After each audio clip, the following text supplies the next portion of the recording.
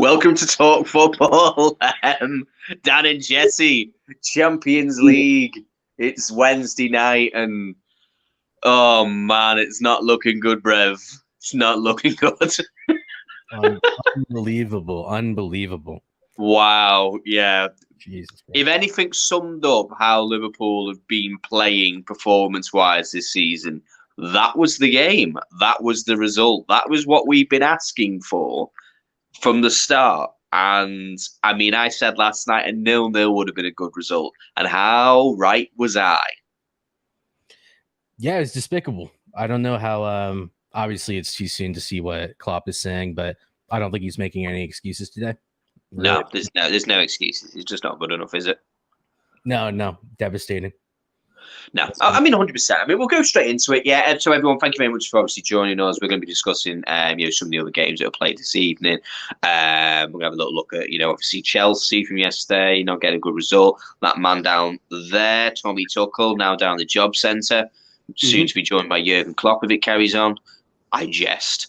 But no, anyway, what we'll do is go into this Liverpool game. Obviously, it's a hot topic of the day. We lost 4-1 convincingly, drubbed by Napoli. I didn't expect us to get a result here. I didn't expect us to come even close. I said a 0-0 draw would have been a good result, and it would have been. Starts out giving away a very... I mean, actually, no, before we even start, I want to talk about the team. I want to talk about the squad. That's where we need to start. Now, up front, Firmino, Salah, Diaz. I've got no issues with that. That's fine. I've got no problems with the front three. No problem. That's not a problem. What I do have a problem with is that midfield. That midfield has no balance. We have a 19-year-old right-sided midfielder in Harvey Elliott. He is inconsistent. He's a good player. He's got a lot of passion. He fights. He works hard. Plays. Does all the things you want. But what he can't do is cover. He can't. Look how weak that right-hand side of our pitch is. Gomez, Trent Alexander-Arnold, and Elliott. That is the weakness. That's the way you get at Liverpool. And Harvey Elliott provides no cover. Zero cover for Trent or Gomez. That's one side of the problem. The second side of the problem, I mean, Lord alive, James Milner should be nowhere near the Liverpool starting lineup. When James Milner signed his new contract extension and he took a reduced wage, I was actually very happy. I was very happy with this because I was of a belief that he was literally going to be 4th, 5th, 6th choice sort of player. He's going to be a coach in all but other name. He's going to be someone who's going to be around the team. He's going to come in, and if he's asked to play it right back for 20 minutes at the end of the second half, he will. If he was going to play in the midfield, he would. He would just do whatever he needed to do. Just be a professional. And that sounded great. But we're starting our first Champions League match with a 37-year-old James Milner in the midfield. What? Yeah, and it's not even like he can cover for the deficiencies that you have. Pushing out Salah wide and obviously bringing Firmino, and I actually thought that might help Salah, but it looks like you guys are still trying to play the same system you had with the kind of change you made for bringing in Nunez, but you guys are still trying to play that with Firmino in there. I would just revert to type, do what you guys were doing last season and the season before. Yeah. Salah stays more out wide, becomes a little bit more of a creator, but then you need Trent to bomb on. You need him to be participating, backing up Salah there.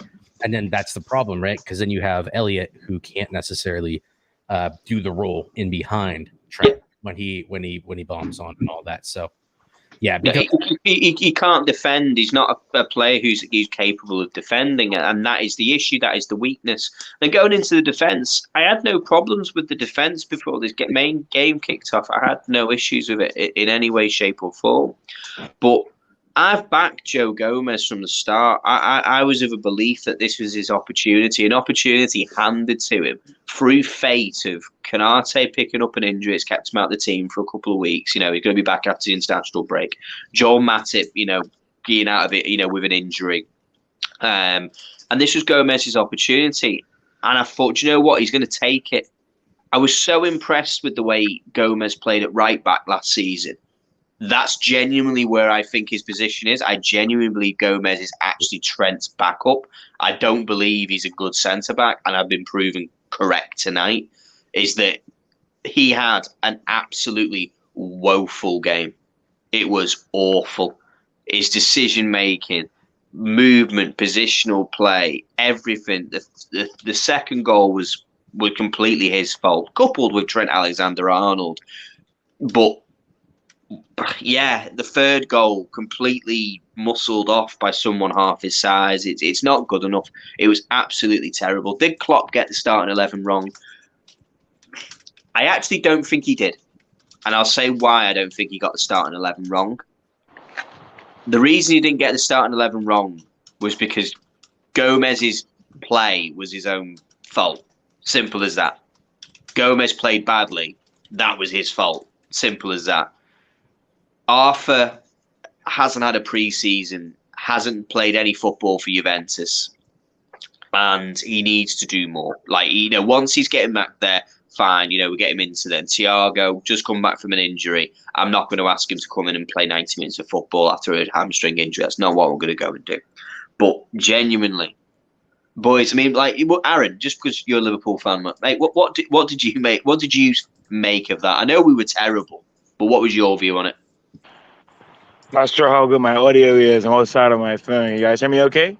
Yeah, it's okay. Yep. So, yeah, what I saw, basically the same thing that I seen in the earlier games in the season, the first couple of games of the season, where we never got going in that game at any point. And I'm sorry, as soon as I saw the lineup, when I see Fabinho, Milner, and Elliott, I'm immediately worried right away. I'm like, that's not good enough. That's not... To me, that midfield doesn't even compete with the mid-table teams or the bottom half teams. That midfield cannot compete. You know what I mean? Yeah. So, and to me, it's like what everyone except Klopp knows that midfield can't compete. The Klopp purposely put that there's no way he purposely put that midfield out. He actually somehow believed that they would be good enough, and I don't understand that. I don't get that. But who would you have had in there instead? Like Thiago just come back from an injury and Arthur, who's not played any football since last season. Would you have brought them in straight away? Well, that's what I would say. If they're fit enough to come off the bench and play hard like they did for the little bit of time they did, then they could have started, right? At least one of them, And now you see, it's hindsight, isn't it? It's great because I sat there and I wasn't. I mean, we all know, don't we? We know what the problem is. The midfield's Liverpool's problem. It's completely Liverpool's problem. It's exactly our issue. And that is FSG's fault. 110% is FSG's fault. No investment into our midfield. We needed at least two midfielders, to be honest with you. Starting midfielders. Starters, yeah. Not just like we brought Carvalho in. Wonderful. He's a young talent, really good. You know what I mean? I've got all the time in the world for him. But we're a team who's meant to be competing for titles and Champions Leagues. And we're bringing in...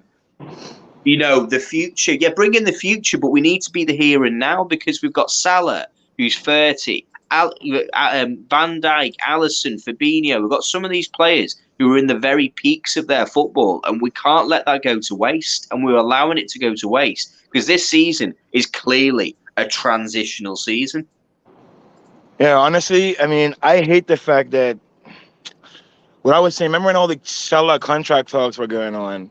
I was like, man, when and if he does stay, I just hope it's not a thing where he gets his contract and then there's no one pressuring his position at any time. Because honestly, only the GOATs of the game, only a couple players of all time, when they have no pressure for their spot to be gone, actually improve and stay good. Because he knows no matter what, he could have a stinker 5 games in a row and he's going to get started again on the right-hand side. And that's a problem for us. You know what I mean? We don't have the depth in his position, in Trent's position. I still think getting rid of Nico Williams wasn't a good decision when you're bringing in an injured. I'm pretty sure that Calvin Ramsey guy was injured when we bought him, right? It was found on his medical. It's not been explained what it was. It could be anything, but he's back in training now. Well, So she's only just in training now. That was like weird. You know what I mean? Like it could be anything. Genuinely, but they can do a scan and they can find that you've got a bone that hasn't healed properly, and they have to get it reset. It could be anything. It could be all sorts of things. These things get. Fair enough. Well, yeah. When it comes But to what big about clubs, Matip though? Matip should have started today, in my opinion. I mean, I don't know. Like Matip to me is the most guaranteed to have a 8 or 9 out of 10 game out of all the defenders we have, even over Van Dijk. No, you're right. No, 100%. I don't know why Gomez got to start over him. No, but Gomez. The reason Gomez has started because you've got to trust your players. It's how you build that level of trust and respect. Is that if look at Ten Hag, he has Casemiro in his team, and instead of just bringing him in immediately, he's allowed McTominay to carry on playing. Obviously, in the end, Casemiro will take over. But what he's doing, he's managing it correctly. That ultimately he's going to either have 2 options as an out. Option 1 is McTominay has a terrible game and then he could drop him. Or it's option 2 is that there then becomes a point where we have to rotate. Casemiro has an amazing game and now I can't drop him. It has to be a political way of dealing with it. Yeah. Yeah, no, that makes sense. Makes sense. 2 things real quick. Hindsight's 2020 always. Yeah, we know. So Gomez hasn't been necessarily the sole reason for your guys' poor form. Obviously, we've been looking at the midfield for the past few weeks. It's been obvious that was the issue. Yeah. Still, if the midfield wasn't. Let me finish, Aaron. Come on. Sure. Yeah, my bad. No, you're all good. I was gonna say my phone's dying, so I'm gonna sign out and I'll probably come back in. Okay, cool, man. Yep. Thanks. Cool. Cheers.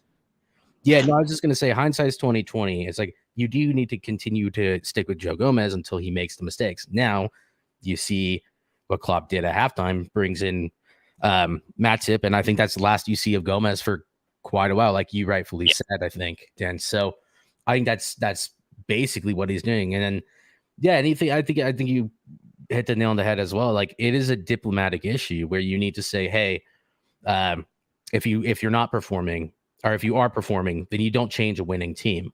But I don't know. You guys haven't really been a winning team, but you don't change it until something goes horribly wrong. And so that is kind of it's rock and hard place situation, though, isn't it? Like Jesse is like, we've got players like, for example, there's a list of there's 3 of them, isn't there? There's Thiago, Joel Matip, and to a lesser extent Arthur. 3 players who are all better, as in more capable on paper, but all of them have their own issue. Thiago's just come back from a hamstring injury. He isn't ready to come in and start. He's not ready to start. Funny fact, Thiago won 7 ground duels in 27 minutes. Liverpool starting midfield 3 won 6. Not each, all together. So this is a good comment. Why can't Liverpool defend without a midfield? Midfield is part of the defense. Yes. We defend as an 11. I hate when people say, for instance, our defense was better than yours and you had 11 men behind the ball. I know it does happen. But the fact is you defend as an 11 at all times. All the best teams do this, whether it's at the front, through the midfield, or the defense. If you don't have players who can either cover for Trent or track their runner, that means your defense is overloaded.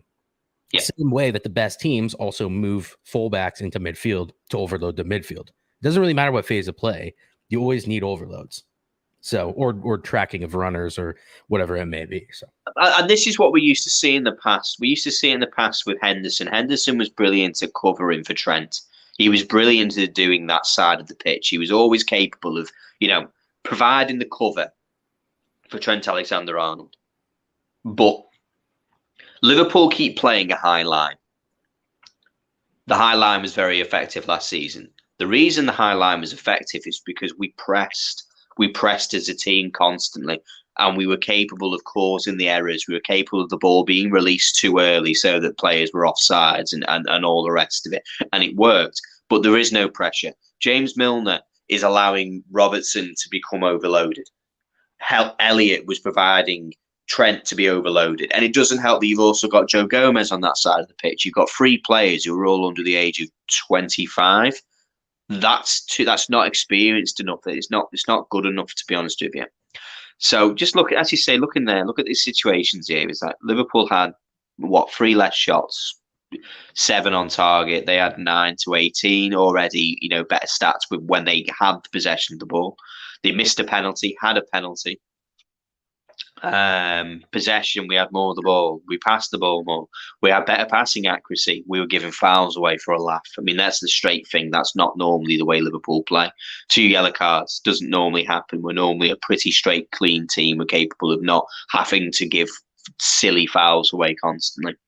But just going with what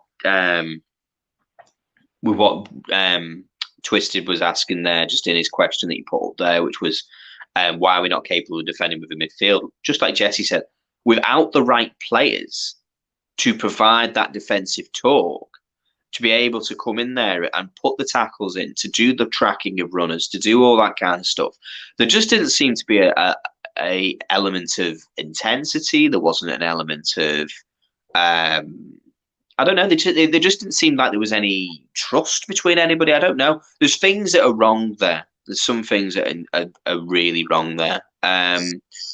Anthony, how did you see this game, mate? What did you see from it? It's a hard one because I understand the midfield problem that Liverpool is having currently. Right, I completely understand that. However, Klopp also does know that these are games that you must kind of win or at least get some sort of a result of. I just don't feel like, I don't know how to put it. I just feel like he didn't take enough of a risk today. I understand putting in maybe an Arthur Melo in the team might be a massive risk because he hasn't had any sort of, training or any sort of, he's not match fit. He's nowhere near match fit. No, I understand that. But at least playing him for one half. Because you've got 5 subs. You have 5 subs. You can bring in Harvey Elliott in the second half. Or you can bring in Thiago in the second half. I wouldn't start Arthur against a fully fit match team. I think players who are match fit would genuinely be better against players who are tired. No, I understand that. I'm just saying either or, whether start with Thiago, bring in Arthur, or start Arthur, bring in Thiago, whatever it is. Bring in more experienced players for that midfield. Whatever it is. But they play opposite sides of the midfield. That's the thing. They play opposite sides. So Thiago would have replaced Milner, and Milner would replace Thiago, or vice versa. And Elliott and Arthur would have played the right hand side and done that. Or just on this occasion they would have been, because Arthur probably prefers to play where Thiago is, but there's no way Thiago is moving over. So Arthur's just going to have to get used to playing on the right hand side. Exactly. So I understand. So then, I really don't know. Because at the end of the day, this is not not good. I think this is where I think that this question comes in, and it's interesting. So, hello, boys. By the way, Flo, welcome as always. Nice to see you again. Should Klopp adjust tactic game on game? LSE seem to be too predictable. Yeah, and they do. But I also think that it's kind of interesting because Liverpool have never been a team that relies on the structure to become less predictable. The fact is they have a bunch of players who are already unpredictable, and they have other players. Jota coming back in. Nunez, new boy, Carvalho, they can bring in. Not going to mention Artur because it wasn't like shouldn't have been playing today anyways, unless he brought him on and that was good, and as well as Thiago. I think there's something interesting here where Klopp has clearly adjusted his tactics, but I think there's also enough unknowns and enough match winners in there where you don't need to do like a massive overhaul of your team structure. You just need to change things up at the right times. I think the starting lineup was just an absolute mistake. And like I said earlier, hindsight is 2020. So I don't know how much I blame Klopp for that. I definitely put a lot of the blame on him because it's his job. Yeah, but that's what I mean as well, Jesse. Why are you guys going around the circle? Like, why? Like, I get what you're saying, and I respect what you're saying. But one of my friends, Hugo, he did say that Liverpool is going to struggle this season when they let go of Mane and Origi, because Origi was Klopp's plan B all the time. And then he said the reason why he sees you're going to struggle is Milner has lost his legs. Milner is not the guy not Milner, Henderson. Henderson is not the guy who was, Henderson was on peak, and he used to cover Trent. And as Dan says, right now there's Elliot. I know Elliot is a flashy player, and he's all sexy, amazing. People are like, yeah, his football is lovely, it's sexy football. But the system Klopp built was based on an engine of Gini, Fabinho, and Henderson. Engines, people who are willing to run through the wall. Now you've got people who are just creators and style technique, right? You're going to have to change how you play then, because if that's the way, then you're going to have to find a right back who's not just good at being offensive. Because I say it to many people, and people take it as an offensive thing. It's not a throwing thing when we say Trent is bad defensively. We're not throwing you. We just simply open it up for you. Because how many times have we seen, even Pep said it, Sane, stay up front. I tell Sane to stay up front, attack the right-hand side. Why is he doing that? Why was Fulham attacking the right-hand side? Now, as Dan said, without Henderson, if Henderson is put as a DM, nobody covers him. Elliot is not covering. Elliot is so excited, Dan. You've seen, as you said yourself, he's always in the front, isn't it? So leaving a gap. Trent is also in front. There's a gap this side. It's just, I feel like it's also Van Dijk, as Hugo, my friend Hugo said, that Van Dijk, after he came from injury, is not the same as fast, more mobile. So now they're going to have to find a way. That's why he looks great with Matip, because Matip is fast and Matip is able to handle situations better. But now if you give Van Dijk somebody like Gomez, you give him somebody who's not more experienced, guess what? Van Dijk is not going to cover for you anymore. He's not that Van Dijk who used to cover everything. So I just feel like Klopp had to sit down and just think that maybe I should change certain things, because Gini, whether people like it or not, Gini was a mess. I was happy when Gini left. I was like, thank God. People were like, no, we're not going to be done. I was like, trust me, you guys are losing the engine. You guys, I think Gini wasn't replaced, and that's the bad thing, because Thiago could have come in as an extra. Then you could have found somebody who's also a workhorse to come in for Gini. And then people are asking why Salah is struggling. I said it again, and people told me to back off. Sorry for my language. I said when Mane was here, everybody's attention is at Mane most times, because people are so scared of Mane, and his pressing is so hard. So guess who is left to space? Salah is left to space. Salah is left to do whatever he wants. Now, guess what? Everybody just marks Salah. That's why Diaz has opportunities to score, because everybody now is just marking Salah.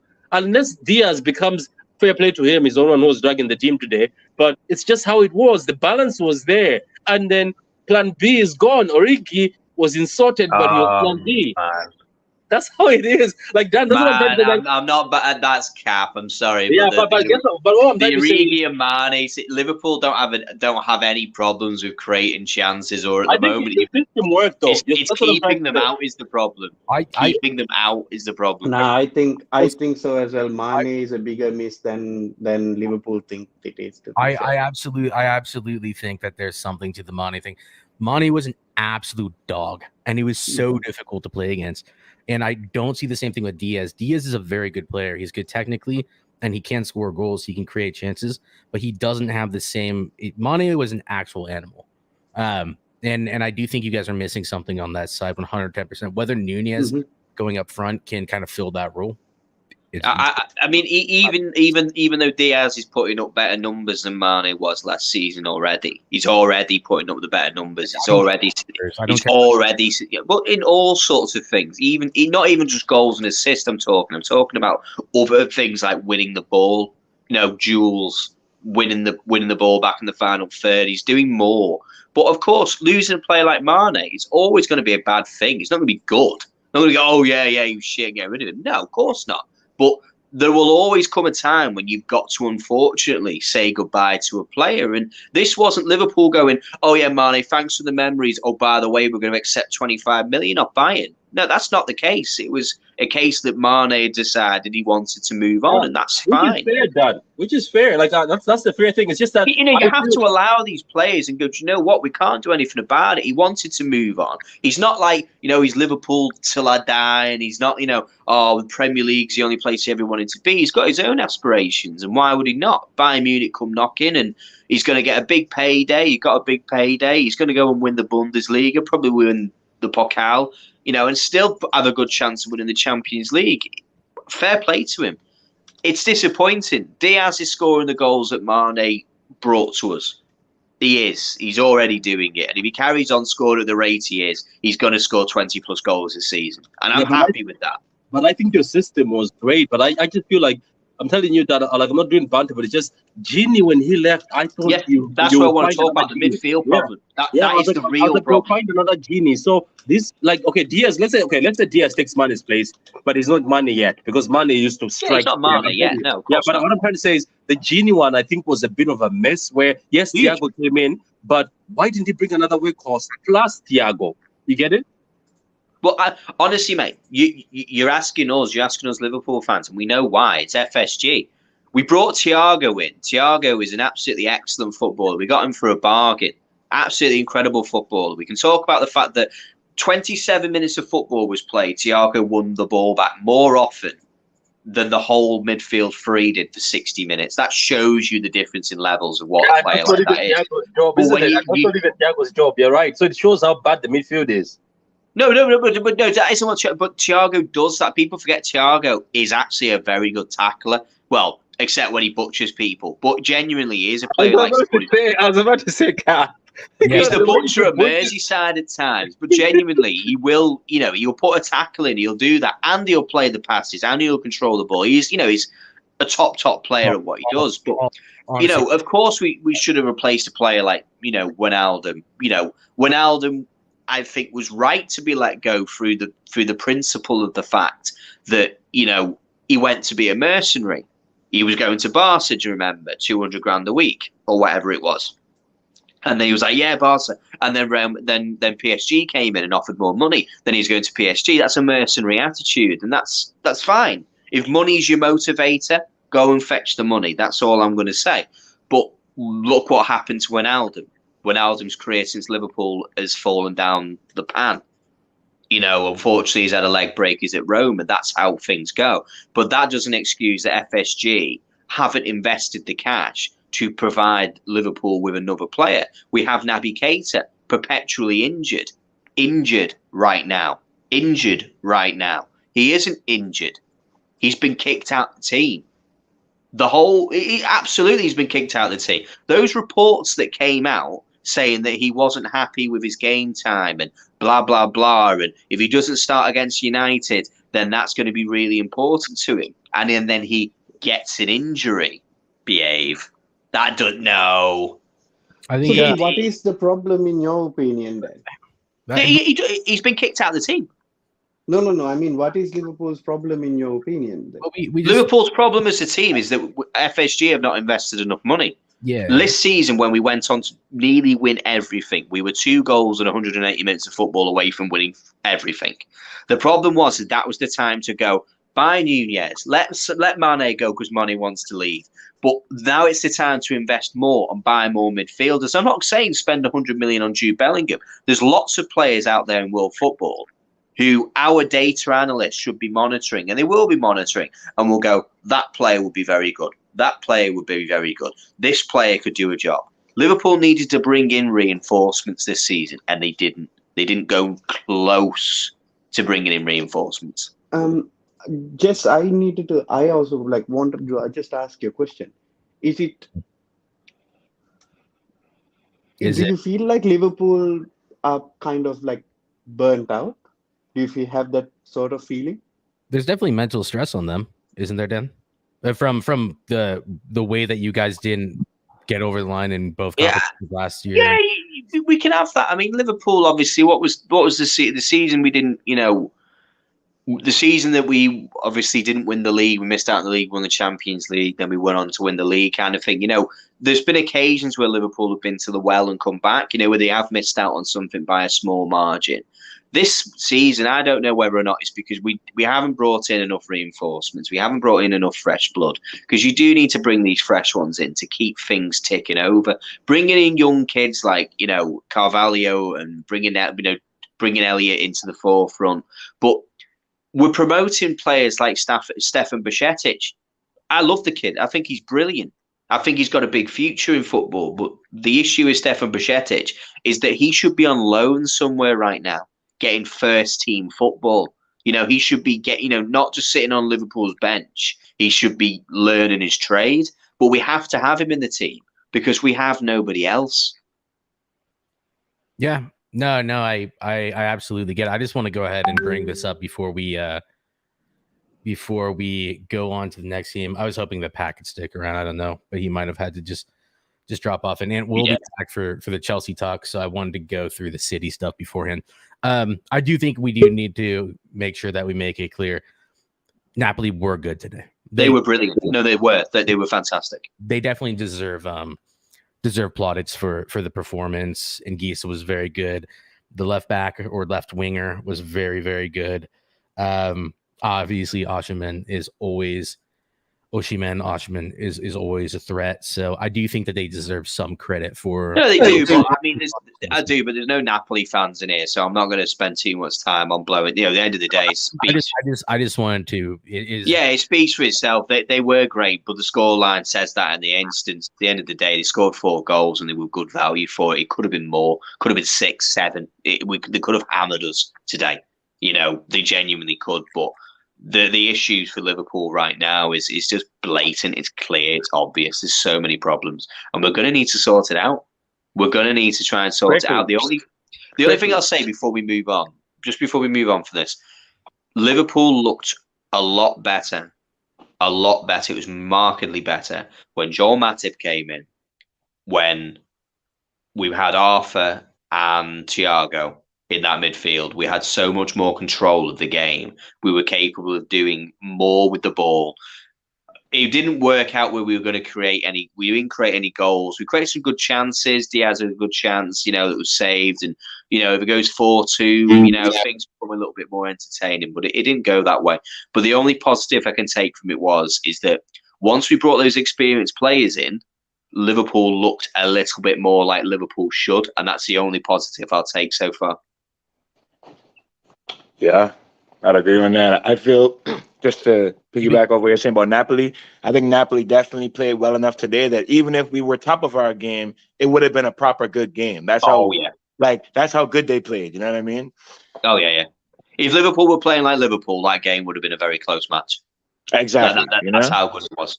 That's as big as the respect that I can give to them. That even if we were at our top, that is going to be a tough game. Simple as that. They were brilliant. So yeah. So listen, are we going to move on to the Chelsea game? I want to save it because I just want to skim through this one really quickly. Because I think I was the only one who actually probably watched this game. Marseille played well. Tottenham did what they do. Is a sneeze fest. Red card absolutely deserved. Last man challenge on Son. They just couldn't keep up with the pace. He was through on goal. Absolute red card. Richarlison, 2-headed goals, I believe. That's his first ever Champions League game? First ever Champions League game for Richarlison. Yeah. Big up Brazil. They honestly, Tottenham just look. You can never really gauge if Tottenham are looking good or if it's just Conte's system. But overall, it was a good result for them. There's not a whole lot to say on it. I think that Tottenham fans will be happy tonight. But once again, it's kind of what you expect more or less. So.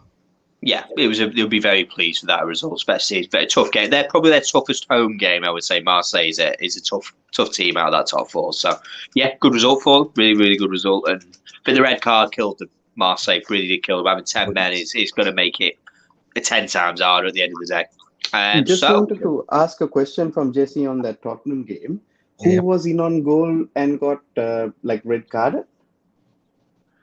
Who is it? Defender? The Tottenham player who was in on goal. The PP merchant, bro, the pace and power merchant, Son. Right. Goal, and the defender had absolutely no choice. I saw it's a red card, but it's one of those red cards where, even if we were playing in a competitive game, if I was playing for my club back in the day, I absolutely take him down and take the red. Right. In a score. I get it. Score, so. No, it is what it is. It's that risk tackle that you do, isn't it? At the end of the day, you never know what might happen. He might have got the ball, but it's just if you're a Prem fan and you watch Tottenham, he's never getting the ball because the pace on that kid is just absolutely electric. So yeah. It is what it is. However, I just want to also say they need to get out of that group no matter what, because that is a piss poor group, Jesse. Yeah, no, it's Europa League group. If United are in that group in Tottenham's place, we 100% get out of it. Oh, bro. Even under Ollie, we probably get out of it. No questions, no excuses, nothing. They have to get out of that group. Definitely. I agree. They do, definitely. Right, on to a group where a team has to get out of. Chelsea, Dinamo Zagreb. We're not going to get out of that group. Bad result. He's such a defeatist. Look, you might be able to get away with it with Josh and them on your streams, but you're not getting away with this fan sitting on our streams. All right? We're not going to get not out with of our that group. team. Your team's far too good for this group. I'm sorry. No, but we squad, don't have a manager now, bro. You've not got Tommy Tuchel sacked. 100 games and gone. Yes, and we'll have to put that banner away. He's only just got it, but let's stick it in the bin. Exactly, bloody hell.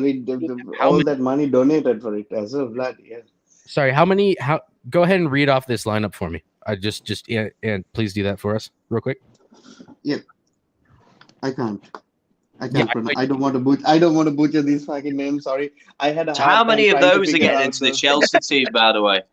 I'll tell you one thing. That boy who scored that goal, he is pretty decent. Orsic, we all know, is a good player. I mean, he's the one who banged in a hat trick against Tottenham. He's pretty decent. Jose, I like him. Out of the Europa League. No, my point. Why is he still on that team then? Why is he still there? I don't know. No, like he's a decent player. But my point is, like, you can't even pronounce these players' names, let alone. And then you go down to your team. You've got. Look at that. Oh, yeah. No, see, I agree with you. We should have gotten something out of this game, a draw or a win, whatever it is. However, we didn't. And it is disappointing. But in my eyes, would we have been able to get out of the group, regardless of a win, lose, or draw in this game? I believe so. Because at the end of the day, if we don't, that's even a bigger L than losing this game, because we have to. Because the only two recognizable teams are AC Milan and Chelsea, all due respect for Dinamo Zagreb as well as Salzburg in this group. As past winners of the Champions League, and AC Milan being the champions of Italy last season. So we have these two teams need to get out of this group. But it didn't happen. However, in saying that, the result between AC Milan and Salzburg did help us in this situation, because it was a draw. So it did help us a little bit in that way. It is what it is. However, I did see some good things in the game as well, not all bad. I like the addition of Pierre-Emerick Aubameyang into the team. I think it also allows Kai and Sterling to express themselves a little bit more, but that partnership will only come in time. It won't happen instantaneously.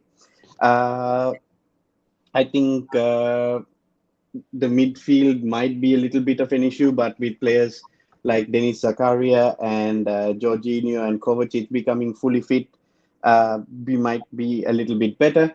But right now, I don't know what the future holds, because we don't have Tommy Tuchel anymore. We're about to bring in Harry Potter. See, I like him. See, I don't know why. It's just. But do you think he's going to be able? Do you think he's going to be able to make that step up? Or are we talking David Moyes 2.0? He has to. He at this point in time, then it's a situation. If he doesn't take that step up, I think we go for Pochettino. I think right now, he is going to take that step up. But this is a make or break situation for him. If he doesn't do well at Chelsea, that's it for him. He has to, isn't it? It's a big job. I mean, I don't know. Like, it's not the easiest place to come to. Don't get me wrong. I've got every belief in Graham Potter, but I'll have the same energy as I did for Steven Gerrard. Is it the right time? Is it the right time to come to Chelsea with all the flux that's going on with new ownership, new players, now new manager? Everything's all over the place. And he's at Brighton, which is a club which is very settled, and everything's the right way that it should be, and everything's like, nice and, smooth and calm and it's easy. But Chelsea is almost like everything's everywhere right now, and I just don't know whether or not I don't know. Chelsea have a history, don't they, when it comes to managers? They burn through them very, very quickly, and I wonder whether or not that'll continue. I will agree with you on this then. I will agree with you. Yes, we have a history of burning through managers, but I also would say that it was with the previous regime, not the new regime, because we don't know what the future holds with Mr. Todd Bowley. Well, he got rid of him pretty quickly. 99 days, he's gone. Because the thing is, apparently it was decided even before. It was decided. See, I don't believe that, Anthony. I don't believe that either. If you won this game 4-0, let's say you won this game 4-0. Aubameyang only went to Chelsea because of Tuchel. Like, that was a Tuchel signing, 100%. Like, for an example, I'll tell you why. It was decided before that because as soon as Chelsea sacked him, 15 minutes later they approached Brighton. Yeah, but you do that anyway. No, that's fine. But what I mean is, but then don't you think that they would approach somebody like a Pochettino, or they would approach somebody like a Zinedine Zidane, or somebody like that? Not if that's not who they want. Not if that's not who they want. Well, no, this is Todd Bowley who's approached absolutely everybody. But that's what I'm saying. But that's what I'm trying to say. This is what I'm saying. This is my opinion. There's zero chance that when you guys signed Aubameyang, who only came because he was going to reunite with his old manager, it was a full 150% Tuchel signing. There's no way that they were like, yeah, we're going to let him sign this guy, but we're going to fire him, and we already know it. I don't believe that. You know? No, but this is what I mean, bro. No, but this is what I'm trying to say, bro. They knew that they were going to go for Graham Potter before. No, you would do that. It's like no, anything. That's fine. What their backup plan is, but I don't think that they planned on losing that Zagreb game and having to sack him so quickly. It wasn't the Zagreb game, bro. I believe wholeheartedly it wasn't the Zagreb game because it just doesn't make sense. No, it's only one game. No, I don't know, man. Right. No, I disagree with that because the way I see it is that Tuchel was sacked because he was sacked because of this result. If you won 4-0, let's say let's go to an alternative reality that Chelsea win this game and win it comfortably like they should have done, right? Do we think that the next morning I'm going to wake up to the news that Thomas Tuchel's been sacked? No, that absolutely ain't happening. Not. It is not because I don't think it is because of the Zagreb game. I really don't think it is. Well, what was it that's caused it? I don't know if you saw his press conference after, but it was pretty bad, bro. It was pretty bad. I know. That's the thing. I think that's what killed it. Decided. No, it was decided. It was decided that they were going to replace him regardless. And when do you think they made that decision? Before the season started? Yeah, they made the decision after the Arsenal game. I don't know. Really? What? After the Arsenal what in pre-season? Can I be honest? Yep. That's just to back. Bro, that's because that's crazy. The new ownership was always going to operate.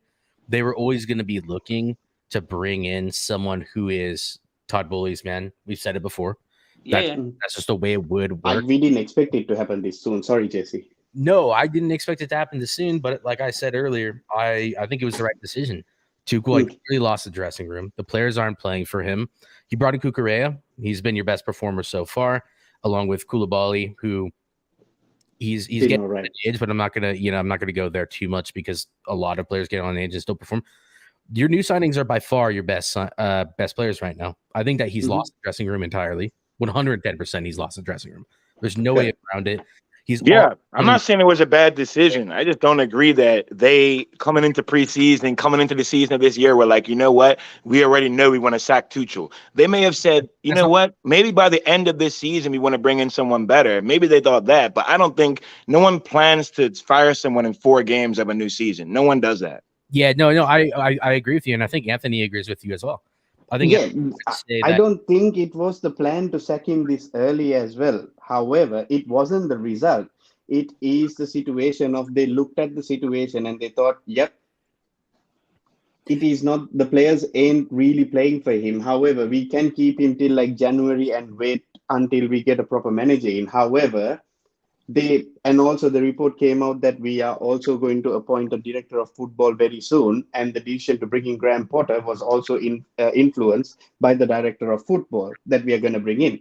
And then they thought to themselves, yep, maybe we get rid of Thomas Tuchel straight away right now, bring in the manager that the director of football needs, and then go on with our merry way. Because at the end of the day, someone was going to come in for Graham Potter. Right. So do you think that 3 months ago, do you think 3 months ago they wanted Graham Potter specifically? Hang on. Yeah. You allow Thomas Tuchel to spend £250 million 300 million on players, and then it was the intention to sack him. I don't believe that. Apparently So it's either the manager has no decision on the players, and Todd Bowley has all the decisions on the players purchasing, or it's actually we let Thomas Tuchel buy the players, because remember, it was all meant to be down to Tuchel gets down to coaching the players and he gets the players that he needs. He doesn't have to deal with all the politics of it. So for me, this is either they let him spend the money and then sack him, or he actually didn't get to spend any of the money. It wasn't his choice. And then they sacked him. Which one is it? Basically it's a mix of both, because we didn't have any footballing people within the club. It was a mix of getting the input of Thomas Tuchel and building the squad. What do you mean? What do you mean? He is the director. Todd Bowley was everybody. He was the director of football. He was all of that this summer, man. What do you mean? Who was making the footballing decisions within the club? Well, before that, before he sacked them, it was obviously before he sacked them, it was Marina and them. But who everyone heard but such that's what good I mean. things So about. Bro, do you remember that interview where Tuchel was talking about understanding what I'm trying to say? I'm saying that's the reason why he wanted to bring in his own people, and he wanted to get ahead of the transfer market. The only person that was actually good enough to at least understand and give an opinion about the transfer market, because he sacked the other people because he wanted to get in his own people, was Thomas Tuchel. So what he did was he got his opinions on the players, because he used him just to get players. But Todd Bowley bought in his own analysis apparently, and got the list of players and showed it to Thomas Tuchel, and Thomas Tuchel said, "Yep, signed off on Delic. These guys would be good." And after the Arsenal loss, he made a few comments which didn't sit right with Todd Bowley as well.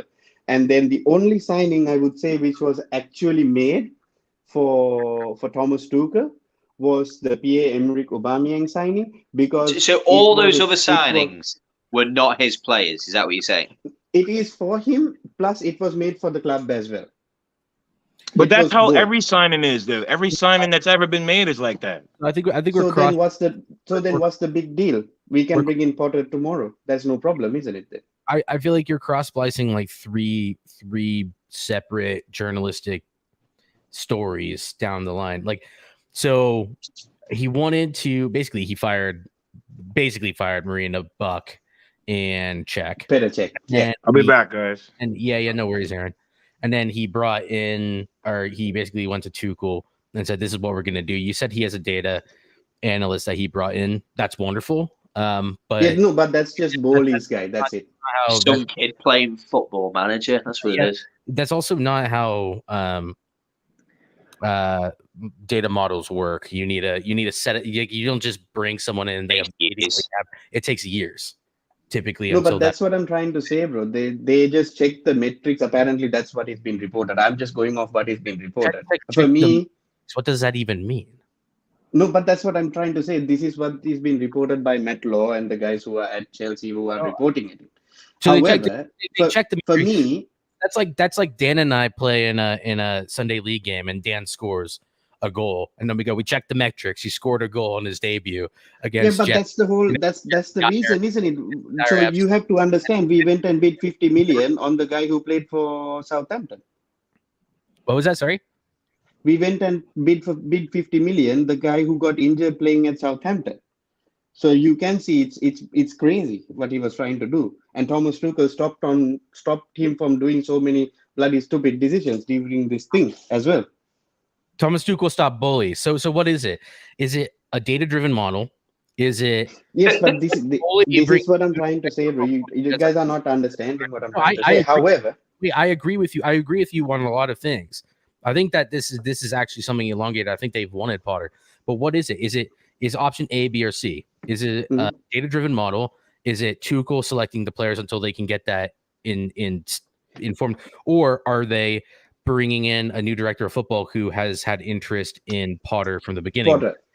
So basically, when they were I'll answer your questions finish straight just away. real quick. Let me at least just finish, because if he's asking Tuchel for his players, but he's also bringing in this new director of football with the intention of eventually getting someone else in. What is it? Because none of those match up. None of the three options there match up at all. No, go. We are Chelsea. You just have to let me finish what I'm saying, because I'm actually that's too much. There's too much there. But that's the thing, bro. We are Chelsea. We don't care what happens. Oh, What? Yeah. What? You can't say that. That's not your football club. Yeah, but that's what we do, isn't it? No, it's not. You tell me. Did the Lukaku signing make any sense? Yeah, it did. What He had an incredible season in Serie A. He had a brilliant season. I mean, I could have told you. I could have told you on previous history. Lukaku was terrible in the Premier League. Why would you bring him back? But at the same time, on the metrics, he's a good player. Yeah, but that's what I mean. He doesn't fit our team, though, so it doesn't make sense for us to bring him back. I don't know. I mean, the way I see it is Todd Bowley's been running around Europe, putting bids in for absolutely everybody, like everyone. Rafinha. You're right. Rafinha was never wanting to go to Chelsea. I said it from the start. He would hold out as long as he could for Barcelona. You are right. Lo and behold, he went. Lewandowski was mentioned. He was only ever wanting to go to Barcelona. Marc Cucurella was 60 million sheets, massively overpaid on that situation. Whatever. You know, it is what it is. He's there now anyway, so that's done. Wesley Fofana, big price tag, a lot to go on there. Koulibaly was a good signing for the price. I mean, that one made sense. Raheem Sterling was a good signing. That one made sense. I think Aubameyang actually makes sense, to be honest. But some of it's, some of it. But a lot of the activity's been all over the place. And it leads me to believe that Bowley's come in there and he is the emperor. Like, he makes all decisions. Yeah, you're right. Which is not the news that we were fed, that Tuchel was going to be allowed to, get his players, shall we say. Remember what the talk was? Oh, wait until Tuchel gets his players, then we'll see what Tuchel does. Well, this was his opportunity, wasn't it? But it looks like his opportunity. But it looked like he never had one then, because it looked like Todd Bowley was his opportunity. No, you're right. It was his opportunity. However, the mismatch of communication there was, apparently this is what is being also reported. I don't know. What is mainly being reported is Thomas Tuchel didn't want to be in that role as well. Like, he didn't want to split his concentration between the director of football type situations or helping transfers or anything like that. He'll give his opinion and that's where it stops. He doesn't want to get involved anymore, whereas he wanted to spend more time with the players. And that's where the problem started happening after the Arsenal game. And that's what I'm trying to say. So they have been starting to look at new managers and also look at director of football since the start of the Arsenal game. And that's where they're saying maybe they didn't identify Graham Potter then and there. Maybe they identified Graham Potter maybe a couple of weeks ago. But they started looking at managers after the Arsenal game. It's not really that. Really what we're asking is, then what's the source? Because you say, well, this is what's happening at Chelsea. And then you give Matt Law. 3 different. You can go on Twitter right now and check. Matt Law has reported the whole thing. Source to the journalism. I don't, that's not what I'm talking about. I do care about that, to be fair. But that's not what I'm talking about. I'm not talking about the credibility of the journalists reporting it. Right. But if a journalist is reporting 3 different systems being instilled at the club at the same time in order to facilitate the new age of Chelsea, the new era that you guys are walking into, that's the question then is, so what is actually happening? I personally believe Bowley went to Tuchel and said, look, you may not trust your talent ID, but I don't know what I'm doing either. So I'm going to give you the money and you get your players and we'll worry about the rest later. Because we don't have someone coming in. We don't have the director of football. I'm going to. The sad thing is, I think we can all agree that it was inevitable what would happen to Tuchel unless. Oh yeah, 100%. It was inevitable that it was going to happen to him, but I didn't think that it's going to happen right away. 100%. So that's fair enough, but I don't think you can say that this is well planned. No, I'm not saying it's well planned. I'm not saying it in the sense of it's well planned. I'm just saying that this is what they said that happened. Right. But anyways, like my point is, if some director of football did have someone, by the way, who isn't even signed to Chelsea yet, that makes almost no sense. And if he is going to be Paul Mitchell, then that's absolute nonsense because he still works for a club. So there's no way he's allowed to do that. Yeah, but this is what they're saying. They didn't mention the director of football's name, but that's what Matt Law generally says. I kind of go to believe Matt Law because he is the ultimate Chelsea guy for us. He's good. He's good. For me, of course. Yeah. But that's what I tried. Well, you were interviewing Michael Edwards. You literally wanted Michael Edwards until he then he didn't want the job. We were interviewing both Michael Edwards as well as Paul Mitchell. I personally also thought they should look at Ralph Rangnick as well, but that never happened. So Michael Edwards and Paul Mitchell. So Michael Edwards was choice number 1. 100%. That was choice number 1. But absolutely every one of these signings is neither a Paul Mitchell or a Michael Edwards type signing. Yeah, but that's what I'm saying. I'm not saying that the director of football told to sign any of these guys. No, it was Tuchel. Let's be honest. It was. It has to be. It's either Tuchel or it's Bowley, isn't it? Yeah. No, that's what I mean. It is definitely Tuchel. So Tuchel spent the money and they sacked him after 6 games. Yeah, so it is definitely Tuchel and Bowley. Most of the signings they signed are for the club rather than the manager. They thought that they looked at it and they were like, right, these players would be able to play under any manager. That's what Bowley might have thought. Maybe Tuchel didn't think that way. So they decided, okay, this isn't going according to plan. Players are complaining. They're not playing for the manager. We're going to sack him and we're going to bring Potter. Yeah, before everything gets even worse, they just thought maybe we get rid of Thomas Tuchel right now. They've been looking at Potter for a long time, for sure. They definitely been. I think so as well. For a long time, but I don't know if they've been in contact with him. Potter's an easy one because he has a release clause, which makes it easy to bring him in. So that makes sense to me. It just is. Having 3 different narratives doesn't work for me at all whatsoever. News can be fed wrong. That's definitely true, Annie. This is kind of just a silly one. Tuchel looks sick since he met that young Brazilian lady. Yeah, she's been keeping up at night since the divorce. It is what it is at the end of the day. Like for me now, I'm just looking at it and I'm like, it is what it is. Whatever happened. He's already sacked. He's not here. I don't need to concentrate on him. Whether he signed the players for himself or whether the club signed the players for themselves, that's their problem now. No, they have to sort it out. I know, but it could well become Potter's problem. That's what I'm saying. Yeah, that's the thing. There's absolutely no way you can say it's not ill planning. Think about his contract situation. Why he stopped negotiations? Which contract situation are you talking about? Thomas Tuchel's contract situation. They were gonna start talking with regards to the contract situation at the beginning of August. They stopped it. Gotcha. And then so who's the DOF? I think that Annie at this point is thinking it's going to be Paul Mitchell, and that would be an absolute steal. One thing I do want to also say about Graham Potter, because I know people are doubting him because there's going to be way more pressure on him. Mm-hmm. I think it's phenomenal signing. I really do. If they're going to go into a long-term project and people are going to give him time, now whether or not Chelsea and their fan base can do that, I think it's a good idea. Yeah, that's the other problem, bro. Yeah. Well, only if you think that he can never come 6th, because if he comes 6th like once, then it's like, pressure's on at Chelsea. Like that's how it is.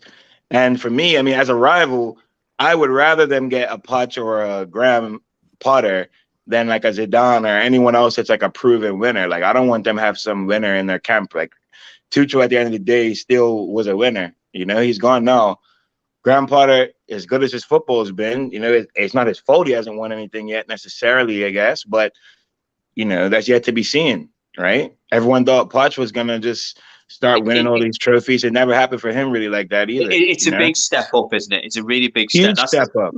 That's the thing that has to be said is that, we hear of managers making that step up and doing really, really well, of course. But there's also the David Moyes around there. There's the managers who do make the step up, and it doesn't always work out. They can't always take on that next step on the ladder. You know, they can't always make the big step up from a mid-table club to a top club. There's a big, big leap of responsibility and expectation and pressure. And the difference is that you are dealing with a very different set of players. You know, you are dealing with the bigger egos in bigger clubs, and you've got to be able to manage them. So he's got to learn a lot. Frank Lampard, same thing. Yeah, I mean, Graham Potter's definitely got a much better CV than Lampard, 100%. I mean, the same example of he made the step up and it didn't work out. You know what I mean? So, I mean, it'd be led to believe, to be seen. I think the Potter situation will be wrapped up tomorrow. It looks like it's going to be getting sorted. So, finally, we'll do the last one. I mean, we'll do Man City, Sevilla, and then we'll wrap things up. But yeah, I mean, did anyone see anything else but a demolition? Really? Honestly, I watched this game and I was so surprised. I don't know what Sevilla was smoking, but at the beginning of that game, they were trying to play like Man City. It looked like it was so weird, and they were not good at it, but they were trying to do it, and they like it just didn't make any sense to me. Like they were trying to play this close touch, like small triangle ball, like a round play, like. It was destined for failure from the beginning for them. Like they would have been better just sitting back, you know. No, I mean, this was something which was no surprise to me. I mean, Sevilla, City, it's too easy. I mean, they played a very, very strong team. They're clearly going to get themselves qualified as quickly as possible, and then probably rest the players, which would make sense. Haaland, breaking records, 25 goals, was it in 20 Champions League games? I mean, it's unreal. Like he's gonna blow those records to pieces. Ronaldo's gonna have to play for another 15, 20 years to keep up with his records. But genuinely, I mean, it's just typical City, isn't it? They're too good. They're too good for it. But it's one of those games where they gone to Sevilla and, like you said there, Sevilla just allowed them to play the way that City would want you to play. They just, you've got to play the anti-football, I'm afraid, against City. You've got to defend deep. You've got to play them on the counter-attack. You've got to play the kind of football that's not very exciting to watch, but it's effective. It's the Conte football. It's the Tuchel football. It's not exciting, but it's very effective.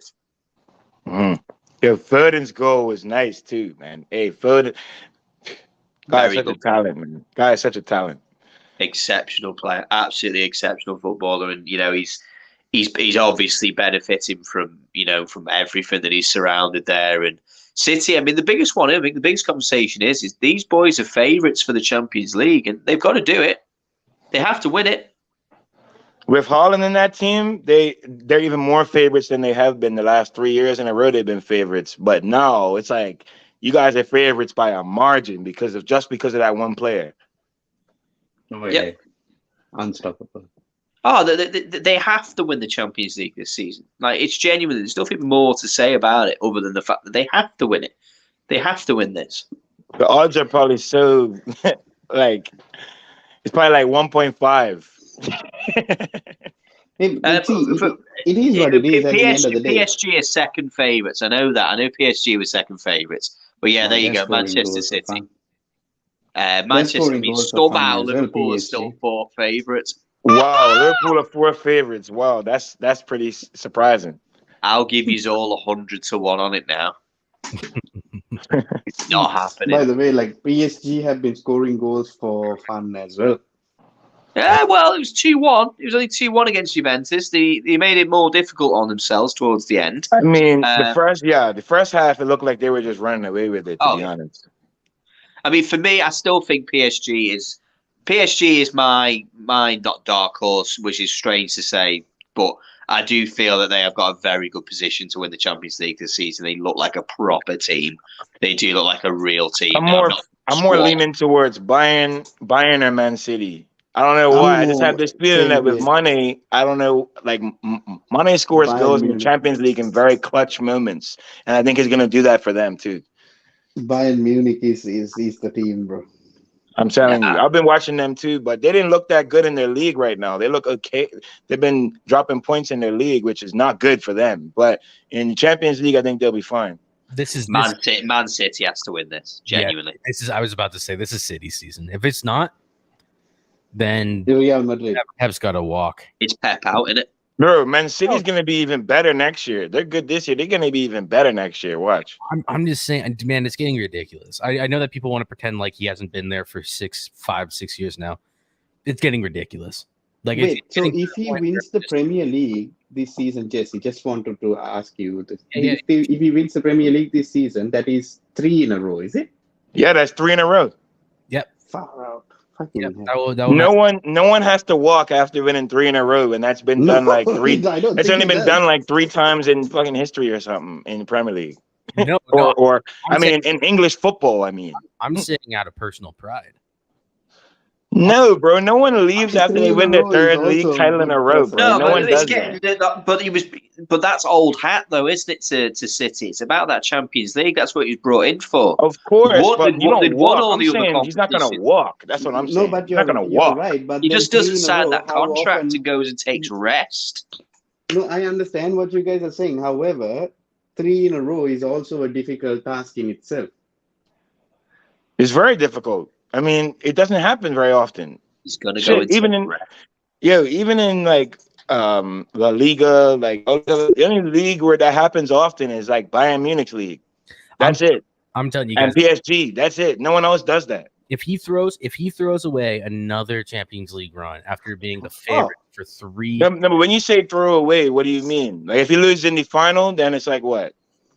If he loses 1-0 in the final, let's be honest. again. Let's be honest. See, Pep has thrown the last 3 Champions League finals, or he threw it away last year, and he threw it against Chelsea. He absolutely threw that out. He threw Leon, Tottenham, Real Madrid. The Leon Chelsea one's the final. one that There's was like the 4. worst. The Leon There's one is 4. the one that hurts the most.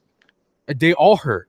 He makes ridiculous decisions. He doesn't play DMs. And then I have City fans who say we need to win the Champions League at the beginning of every season, come back to me and say he won the league. United fans He won the league though. going. I mean, what else can they say there? What else can they say? You know, Time out.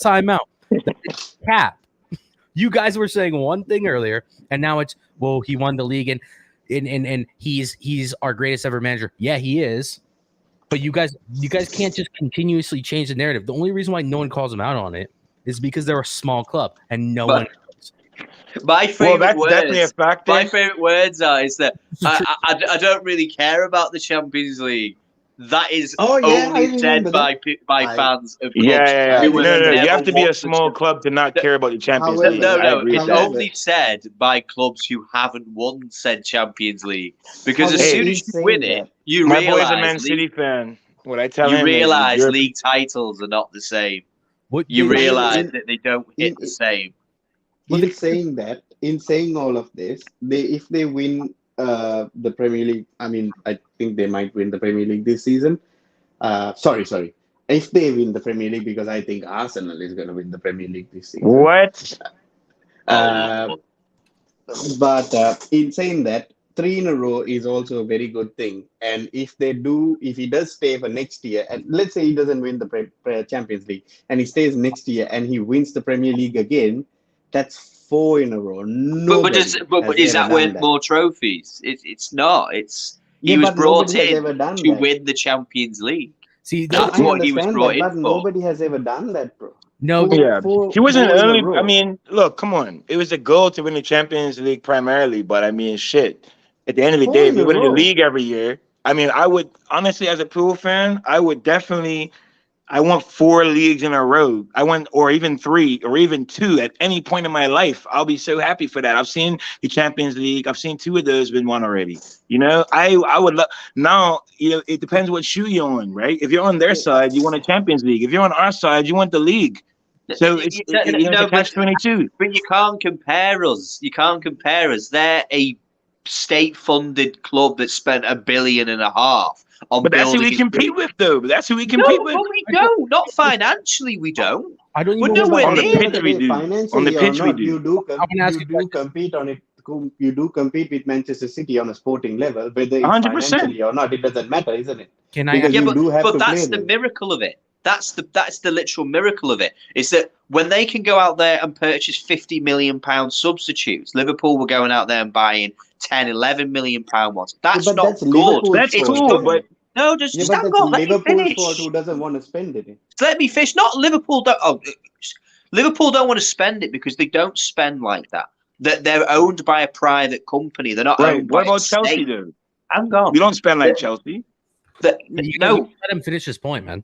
just let me finish my point. But what I'm saying is that it's a state-funded club with £1.5 billion spent. £1 billion of it spent under Pep Guardiola. What we're saying is winning the league 3 times or winning it 4 times in a row. Wonderful, but it's the same as saying, "Oh, I won a Centurion," or "I've won this," or "I've won an Invincible season." It's still only worth 1 trophy. The fact of the matter is Pep Guardiola was brought in specifically to win the Champions League. That's what he was there for. The Man City ownership would not care a jot if they don't win the league this season, as long as they win the Champions League. That's Of course what they matters. wouldn't. Of course they wouldn't. Can I also ask another question? And this is not to drag Arsenal through the mud, but between 2002 and 2008, our Arsenal, given that period, they were a very, very, very good team. You can go back to 2000, just give them the league titles that they won there. Are they a team that people actually think of as like a European superpower? Because I don't think they are. Because No, not a European superpower because they never won in Europe. So let me ask one more question. When you think of big teams, and I know Arsenal are a damn big team, are they a big team? Like, this is how you become a super club. And I know Arsenal are a super club, but they are not at that level. They're never going to be at that level of a Barcelona, Bayern Munich, Manchester United, Liverpool, Real Madrid. It's just not possible for them to sit at the table. It's just not possible for them to sit at that table until they win the Champions League, right? I agree. And wait, just to finish on my point, this is why it's so important for City to win it right now. When they have, I agree. Like the best. I agree. I agree with that too. Yeah, no, 100%. That's why it's important. So I'm not going to have people diddling around and saying it's not important. You might not get a better chance than this. There is one Pep Guardiola on planet Earth. There's one. Correct. There's not. Understood. Yeah, it's incredibly important. I understand, Jesse. I understand what you're saying. I'm saying that, yes, do I expect them to win the Champions League as well? I mean, they have to because of the players they signed and whatever investment they did, they have to. Right. I agree 100%. However, winning the Premier League 3 times in a row is also a damn good accomplishment. But you just said they have to win the Champions League. Yeah, they have to. Okay, so they have to win it. So if they don't win it, if they don't, it's failure. If they don't win it, it's failure. Forget the Premier League. Forget the Premier League for 1 second. That's been there and done that. We're talking about where's the next step? The next step, which they still haven't made, is the Champions League. 100%. Make the step. But this is what I'm trying to say, right? Yes, they have to win the Champions League because of the investment and everything that they have done, and Pep needs to win it because of personal pride. 3 times in a row, maybe been there and done that for maybe 1 or 2 clubs in the Premier League. Right? But it's not relevant. It's not relevant. You mean not relevant to who? You mean to the owners, maybe? But it's relevant to everyone else in the world. 3 times in a row. No, it's not relevant. See, how many times does Manchester United go How many times has Bayern Munich won the league? 10 times in a row. Yeah, but this is the Premier League, though. This is the Premier League. This is not the Vladimir Bundesliga, isn't it? It is the Premier League. But Bayern Munich can win the Champions League. Why can't they? It doesn't, but guys. It's not the Premier League. I'm not really getting the argument here because I'm agreeing. Like I agree with you. I'm saying that they've been supposed to win the Champions, not just this year. They're supposed to have won it 5 years ago, right? They haven't won it yet. What I'm saying is that there's no way. Like the whole argument I had was that there's no manager or no situation that I can see where someone gets fired or walks away after they've won their third league in a row. He would definitely go for it again. That's all I'm saying. Why would he not say I'm done now? How many managers in the Premier League can say I've won the Premier League 4 times in a row? It doesn't matter. It doesn't. No. What I'm saying is that how many people can it's easy for us to say that because they haven't won the Champions League, right? But if we go another 10 years without winning the league, then fucking them winning 3 leagues in a row, how is that not relevant? 4 leagues. Let's how say is it not relevant? They win 4 leagues in a row. You tell me how many managers in the Premier League can say that I've won the Premier League 4 times in a row? This is completely different from the entire argument. We're cross-splicing two arguments. One is what? By the way, Tizit hit the nail on the head. It's important for City, not for Pep. I don't think Pep. I think Pep cares, but no one's going to downgrade Pep just because he doesn't. We've tried to run this agenda as rivals. No one's going to care if Pep doesn't win the Champions League. That's what I'm saying. I think it's important to the owners. Wait. But at the same time, for the club to say that we do not care and we're okay getting 3 league titles or even 4, beat United's record. We've done it twice in the Premier League era. Cool. You guys take that. It will hurt us United fans, but at the end of the day, still no Champions League. What's more important, 4 league titles or world recognition as one of the greatest clubs in Europe? Because right now, but Jesse, But Jesse, that's what I'm trying to say. I agree with what you guys are saying. That the Champions League is at the utmost importance, which they have to win. But also, I'm saying that winning 4 in a row is also a massive accomplishment. Doesn't mean that he has to walk away just because he didn't win the Champions League. We're talking about the Champions League. No, literally, no one. This is a Champions League stream. No one's talking about the Premier League. It's not relevant. No one's even brought it up. Yeah, but I don't. It's like saying, Then I'll say my argument about it is, if he doesn't win the Champions League, I don't think he has to walk away. He was brought in. His objective was one of his objectives as an employee of Manchester City was to bring a Champions League to Manchester City, and he hasn't achieved that. What I'm saying is no one saying they're going to get fired. You go, all right, you're getting sacked. We've had enough of you. What I'm saying is that the point being is when does it become? Maybe it's not going to happen. Maybe things are not going to occur here. I'm saying that he's been there. This will be his longest appointment in any job in his entire career. He's been at Bayern Munich. He's been at Bayern Munich and he's been at Barcelona. He's been at 2 bigger clubs, Champions League winning clubs, by the way. And his job was to be brought in. He didn't win the Champions League at Bayern Munich, though. No, but they're Champions League winning clubs. Yeah, that's what I'm saying. And when he didn't win the Champions League with Bayern Munich, what happened? He leaves. He went to Manchester City. He's gone to Manchester City and he's brought them league titles and things that were already at this club. But what was next was for City's ownership, and what was important was the international recognition to be deemed as an actual big club. I agree. One thing I'll always say: no one cares who's won La Liga. No one cares who's won Bundesliga. No one cares who wins Liga. No one cares who won Serie A. A lot of the time, we have to check which team won Serie A because we don't really know because we don't care. And it's the same as the Premier League. In other leagues, they don't care. But what they do care when you're at the top echelon is who won the Champions League. That's what matters. When you're the top teams and when you add an extra number, when you go from 13 to 14 or 5 to 6, 6 to 7, that's what these teams talk to themselves about. And City aren't even at that table. They are a big club, but the difference is that they still lack the actual trophy that makes you a European club, a top European club. Because winning the league is irrelevant to Real Madrid. They don't care. Correct. What they care about is do we win the Champions League? They ask that question. But it might be irrelevant for the Real Madrid, but it might be relevant for Manchester City, though. But no, can I? Yeah, but that's not how relevance works globally. What I will say is that if they win the Champions League, that's when they become relevant. Yes, correct. Globally. In a global scale, I agree. In a global scale, they become more relevant. But however, in saying that, how many teams can say that we have won the Premier League 3 times? Let alone but this is times? the Champions League. We're talking about the Champions League. No one cares. Literally, no one outside. Yeah, when it comes to the Champions League, I hear you. Yeah, Yeah, when it comes to Champions no one League, I cares agree that as well. Bayern Munich have won 10 Bundesligas in a row, other than Bayern Munich. Literally doesn't matter. Completely. No one Right. cares. So- How many so- times? How many times has Real Madrid won the La Liga in a row?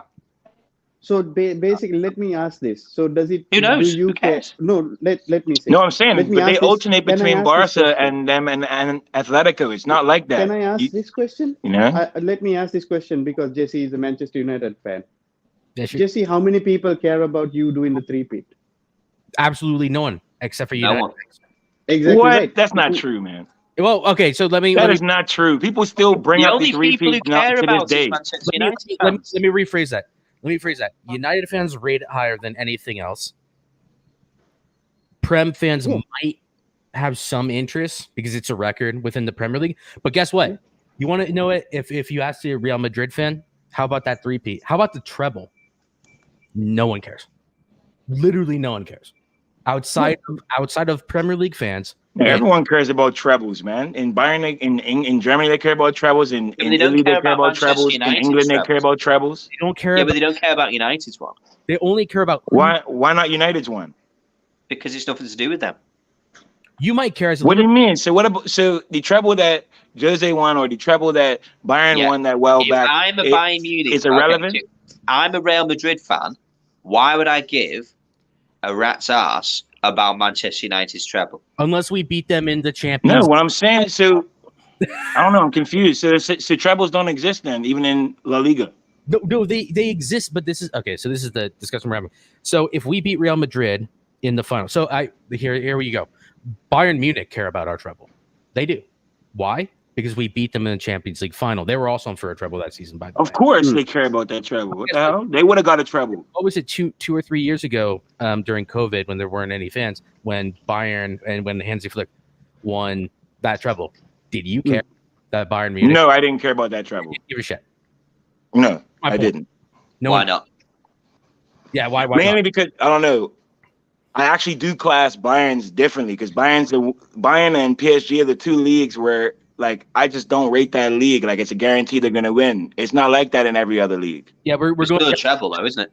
Yeah, that's it. Right? Yeah, but it's not the same, is it? Yeah, but that's not what I'm saying. That's not the point of what it's saying. You it's not swap- saying the you treble's a swap treble. If Liverpool you're saying the and treble's a treble, then Let's cool. say They've let's got say you Dortmund, swap But they've the got English Leipzig. Premier League, I Let's rate say the you English swap- Premier League the highest out of all leagues. So the English Premier League treble to me is the highest rated Rated treble highest. to me.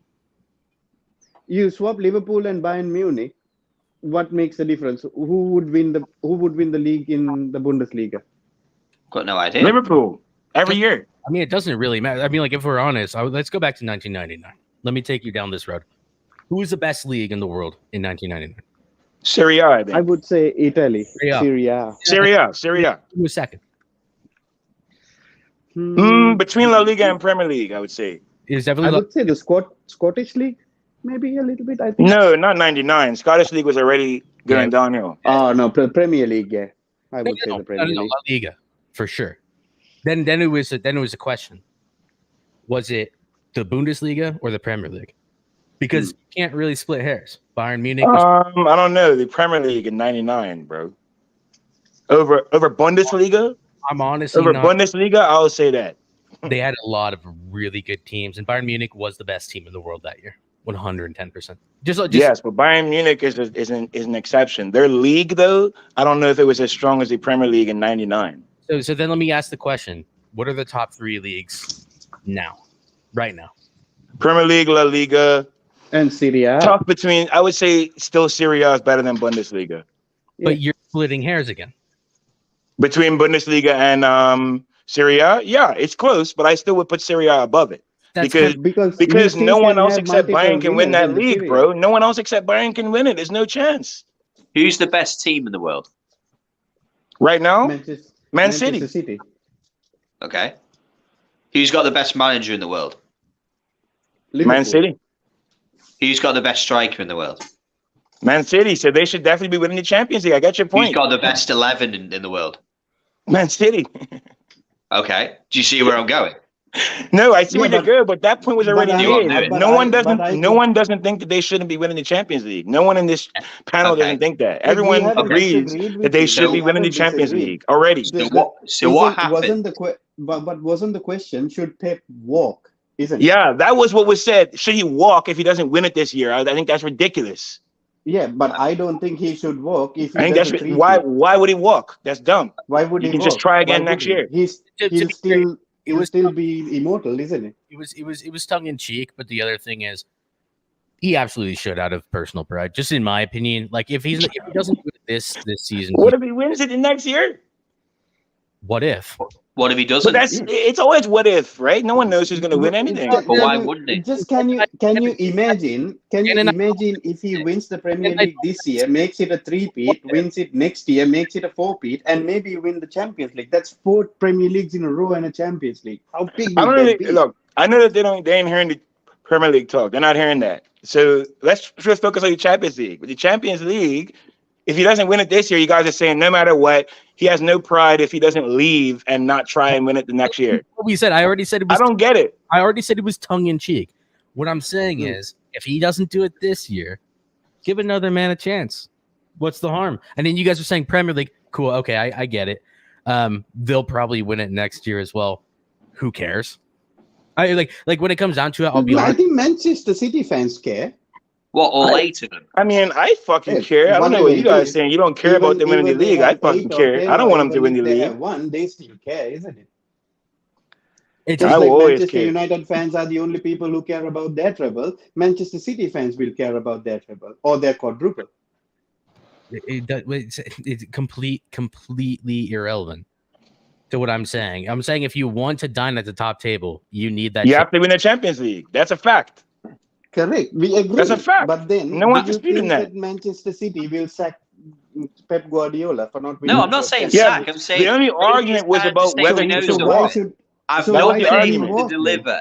I've not been able to deliver something which I know that was one of the priorities for me to deliver. I've delivered a lot of very good things, but maybe now is the time and the opportunity for me to step away and allow somebody else to be able to go and do it. Because I ultimately, get what you're saying. I get what you're saying. No, I get where you're coming from. At if he least. doesn't win it this year, he doesn't win it next year, doesn't win it the year after, doesn't win the year after that. You know, it's what I'm saying is that So why in would your they not at some argument, point say it's now time for us to look at try and bring in somebody who can maybe deliver that trophy? Because so no one. then- Well, so only then if with you think that they're. in your ahead. argument, let's say in your argument, should Klopp leave then? We didn't even set up an argument. No, but Klopp's won them both. That's why I didn't bring up Klopp. No, but then Klopp has only won one.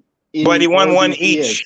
He won one each, though. One each in every single year, whereas Pep also has won multiple trophies every year. So why shouldn't Klopp leave then? Because Klopp didn't get hired in with the said to say, look, you need to win us the Champions League or the league or else. That wasn't how he got hired. He got hired to bring Liverpool back to a good place. Pep got hired to win the Champions League. I get that part, right? How do you know that? What do you mean? How do I know that? That's a fact. They must have said. Who knows whether they said, right, these are your two top priorities: Champions League or the Premier League. You win either. What do you mean? Or either or. Bro, they would already. They were. That to you? That's what I'm saying. The reason why I know that they wouldn't fire Pep is because it's not like they hate that he wins the fucking league. I mean, that would be ridiculous, right? They don't want to give up winning the league, but also they want to win the Champions League more, I believe, than the league at this point. They've won the league so many times, right? Yeah, they do. But I don't think that they're willing to not win the league for 5 years to try and win the Champions League either. I don't think they're going to just pick someone who can maybe win the Champions League and not win the league. I don't think they would do that. We're not saying that he's going to get fired. What we're saying is sometimes you have to commit seppuku, don't you? You have to kind of say, do you know something? I've not been able to deliver the thing that I want to deliver. Maybe it's an opportunity for me to sit there and take a way of going, I've achieved everything I wanted to achieve. I've won as many trophies as I've wanted to at Manchester City. I'll be happy to move on and go on to do something else. Would that not be something? Maybe. I mean, unless he's not ready to stop working. I mean, like if he still wants to work, why is it time? Why is it such? He can go wherever he time wants. limit on it this year, No, but why are we putting this time limit on it? Point as well. Why is there a time limit of this year? I don't get why it has to be this year. It wasn't just this year. It's just been year on year on year on year, hasn't it? Yeah, but that's guess, exactly yeah. my point. That's exactly It's not like, my it was point. 1 year. I'm not saying he's had 1 year to win the Champions League. I'm saying that I've listed 4 years, 4 big years. Mhm. Tottenham, where they could have won the quad. I think Remember, they 3 beat of those Tottenham in that years game. they actually had a chance to Leon, win it, though. Chelsea. Let's be real. The Chelsea Let's- one, they should have won that when they played Chelsea in the final. Should have won it there. Right, And then that's of the one I course the count. season that we beat them in the was it the quarters? We hammered them like 3-0 or something like that. Yeah. And we weren't as good of as a team as they were at the time, you know. So they've had many years, but what we're pointing out is this is another year where Man City are even stronger than they have been. I think we would all agree that they're a better team this year than they were 100%. last. They should win the Champions League. They're the number one favorites. Number And one that's- favorites. Yeah, and they that's should what- have a very good. They should have a very good chance of winning the Champions League this year. I agree. This year, if they But I don't win just- it, it will but I hurt just more don't than agree the other that he years. should walk. Yeah, and I that's just what I'm don't agree saying. that It he comes a should point of walk, basically. personal pride, doesn't it? I think, I don't agree that he should walk. Even personal pride can be taken that I won the Premier League 3 times in a row as well. Yeah, it all depends how you look at it, though. It all depends how you look at it, because I mean, Fair. there's certain types of people that will take it like exactly what you're saying. Be like, you know what, my pride won't let me try and do this again and fail. Right? There's people like that, but there's also people that are like, nah, like everyone doubts that I'm gonna be able to do this. I need to fucking do this. Like, you know, there's two different types of people out there, right? Like, it all depends how he is. He might feel like he doesn't have anything to prove to anybody because he's won it all. But then he might also say, you know what? No one thinks I can win this Champions League at Man City. And this is the first year where in his presses, he's actually saying like, yeah, I know everyone expects us to win it this year. We should win it. Like, you know, especially now with Haaland. Like, Haaland's not the only reason we should win it. Like, he knows that right now he has more pressure than he's ever had to win that shit. For sure. 100%. So we'll see how he handles that. You know what I mean? Because it's gonna show, bro. When you get past the group stages, that's when he usually starts tinkering and doing things that like he doesn't normally do that mess him up, right? Exactly. I agree with everybody, but I just don't think that he should walk. That's all. Fair enough, Jesse. Are we able to get Flo in for a quick overview of the Europa League before we jump off? Yeah, I mean, Flo, if you're still listening, it's up to you, man. I got disconnected. My internet went out. Fucking crazy. But if you want to hop on, the link is in the thing. We'll go over. I got some bets for tomorrow for Europa League. Oh yeah. Yes, I do. Let me have a look at my ticket. Doop, doop, doop. So we've got 2 big games in the Europa League, haven't we? It's Manchester United versus Real Sociedad and Arsenal versus FC Zurich.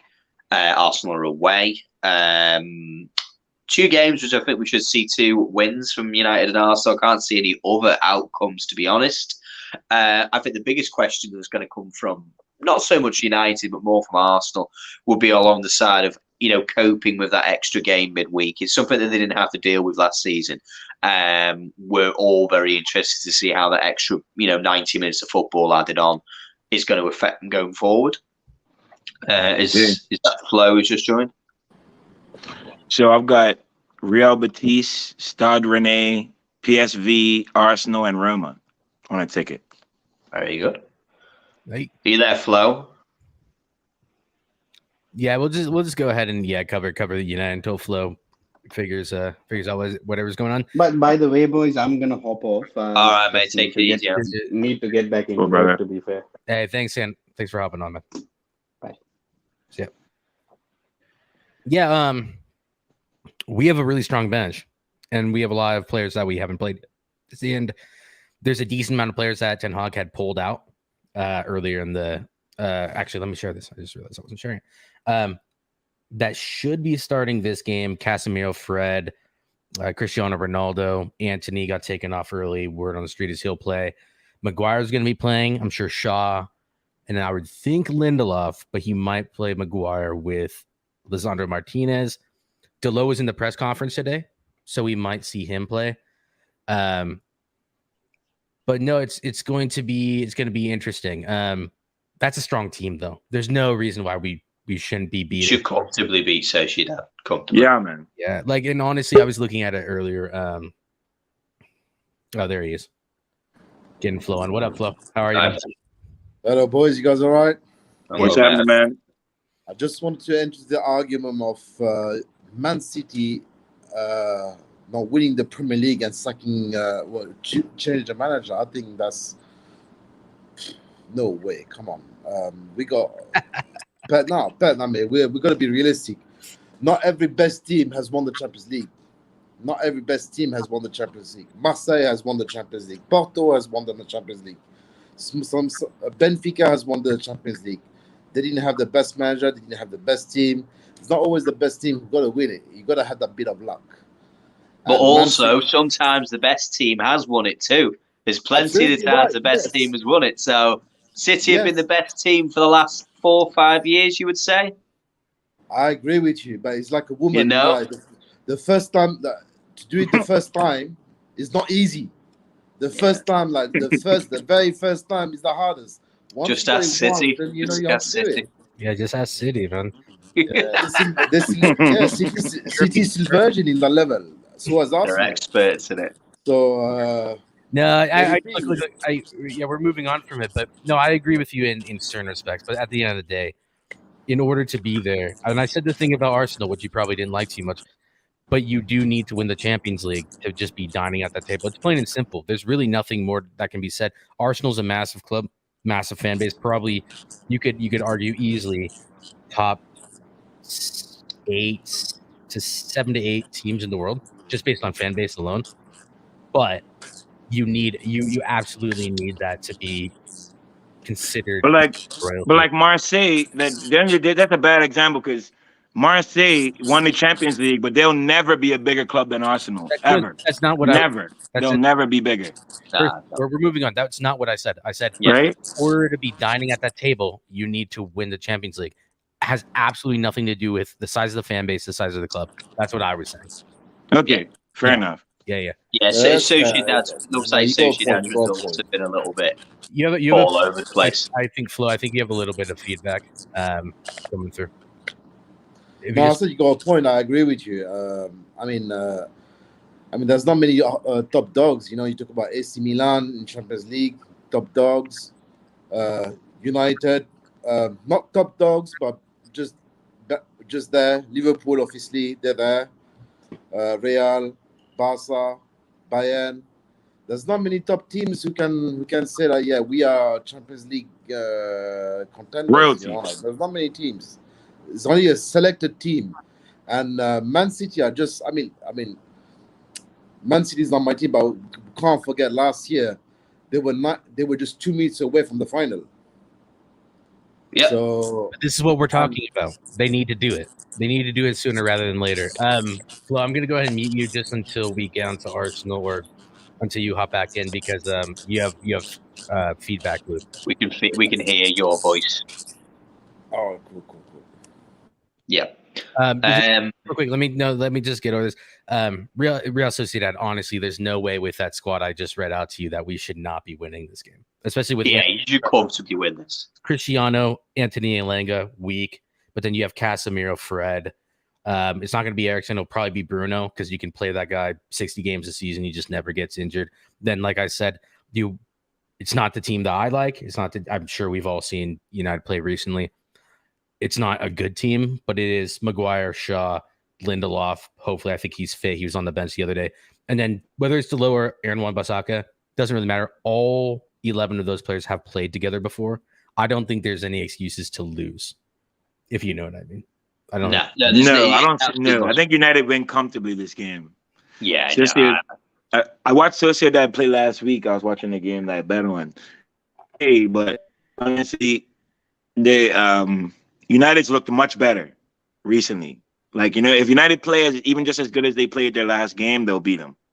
Yeah, they'll have no issues with this one. I think this is a nice, straightforward game for United. No issues at all. That's it. I mean, really, it's going to be based on there's quite a bit of rotation within the team. But yeah, we should be pretty straightforward with that one. We'll just jump on quickly to Arsenal just before we wrap up. Arsenal away to FC Zurich. Flo, we understand, mate. Yeah, connections, no issues at all, mate. I always appreciate you having you on and available, buddy. Yeah, I mean, this again. I mean, it's an interesting one because you say that this should be a very straightforward job for Arsenal. Quick look at the cheers, Flo. Nice one, buddy. Quick look at the group. Who do they have in their group? FC Zurich, PSV, and Bolo Glimt. I mean, PSV is the only decent team there. Yeah, you would say so, yeah. And Arsenal probably should be comfortably winning this group, top in the group, no problem at all. And starting out with FC Zurich, I would suggest is probably the easiest game for them to get out of the way. I can't see anything but a comfortable win for Arsenal. I think it should be a comfortable win for them. It's a very straightforward sort of game for them. There's a big drop. Champions League and Europa League, the drop in quality when it comes to the other teams, it's quite big. I think that's the biggest thing to say is we look at Manchester United in the Europa League and Real Sociedad, it's a huge drop in quality between the two. It's not like the old days of when we had the UEFA Cup. The UEFA Cup was filled with real quality clubs, where now because of UEFA, because they want the money and more clubs involved, it's diluted the quality of the actual competition. It's still very strong, but it gets stronger after the round when the group stages in the Champions League are finished and those teams drop down and add that extra level of quality into the Europa League. Yeah. Yeah, I mean, Arsenal should have. Zurich's in Switzerland, right? Yes. Yeah, so it's a Swiss team. Man, I didn't even. That's the only Swiss team I guess I know. Yeah, no, I honestly, they shouldn't have any issues here. PSV can be a tricky fixture. I don't really think it will be though. I mean, there's no excuses. We're just going over this because Arsenal. Where's Boda Glimt? Where is that? I think it's one of the Scandinavian, like Norway or something. Scandinavian nations. Yeah, it will be. Yeah, Denmark. Yeah, there you go. With a Moda, isn't that where Norway? So they're Norway. Sorry, Ole, yeah, that's Ole's old team, right? Yep. Yeah, Mold. Yeah, Norway. So yeah, that's what I thought. It's not a strong league, unfortunately. It's as you can kind of see from there. So yeah, again for Arsenal, PSV is probably the tough one. I actually imagine the group finishing exactly like that: Arsenal, PSV, Bodo Glimt, and Zurich. I would put it literally in that order. Yeah. So my one concern, in Flo, since you're in the chat and you can't hop on, my one concern is your guys's Odegaard going home. Exactly, man. Yeah, 110%. My one concern for Arsenal is just the fact that I don't see much ability to rotate. Like I just listed off the United team that we can rotate. That's got 9 Champions Leagues in it. I honestly, I'm not sure how much rotation Arsenal can afford to do, because that's not much. The main concern. But at the same time, I don't think you need very, very good players to beat a couple of these teams, especially at home. The bench has been pretty light though. Like I think the guy Fabio Ferreira will come in, that new sign, and he'll probably start. Who else is on the bench that should start? That's really good. You know what I mean? Well, Nketiah should start 100% because end of the day he'll have to. He's got to be given some form of role within this club, and he should start against in the Europa League. Jesus has been their best. To be honest, I feel like them playing Nketiah, even though they should, they're gonna lose a lot with Jesus not being Jesus has created almost everything that's been good about Arsenal so far. You know, he's a focal point, but Nketiah should start this game. Absolutely, should be available for this one. The other Smith Rowe, if he's fit, should probably get in. Anyone who's on the bench basically should be on this team. Smith Rowe's injured. He got during the that Marquinhos guy. How old is he? Because I remember they would talk about him when they first signed him. You think he'll play? Nah, Saka will probably play. I'll be honest. Saka, damn, Saka. Yeah, Saka gets run into the ground, man. Or Vieira will play on the right wing. Someone mentioned that to me. I'm not a advocate of that. I don't. He doesn't really have pace, though. The Arsenal bench not strong enough, but if they gel as a team, they might do something. Honestly, I don't have any issue with Arsenal's transfer business because you can see that they're trying to strengthen the right areas. Yeah. Yeah, and they're trying to get players in. If Odegaard goes missing and Vieira has to pop off, but getting that in is probably the most important position. Lukonga is there for Partey. Xhaka goes out. Who can they rotate in center back? The center backs not terrible. All of them have been playing. Ben White, Saliba, and Gabriel. They've all been playing. Tomiyasu is coming back. Is he a center back though?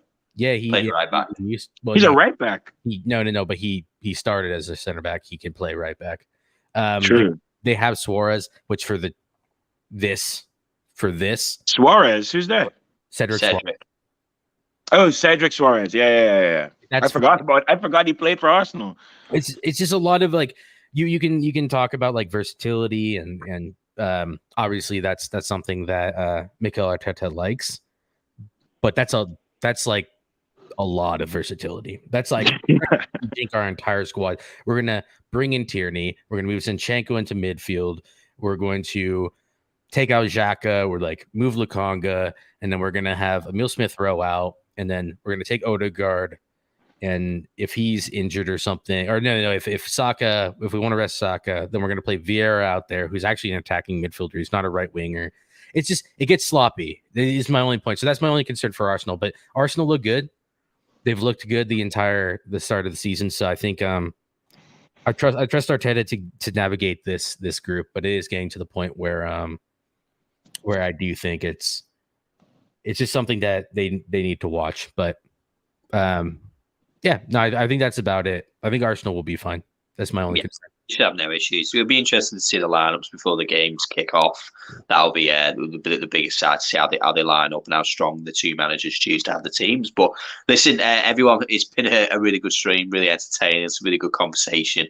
Great to have everyone who's watched, everyone who's joined, everyone who's come on, and Flo, Aaron, everybody who's been there, Twisted in the chat, Jamie, of course, everyone who's been involved. You really do make it what it is. Really helps us to be able to make it entertaining. We have a good laugh, we have a debate, we'll have a good row, and that's what it's all about. So listen, really appreciate it. If you've liked what you've seen, if you're watching it live, put a like on forward, subscribe if you can. We would really, really appreciate it. If you're watching this recorded, thank you very much for finding the video. If you want to become involved, as you can see, this community, everyone's involved, everyone gets to have their say.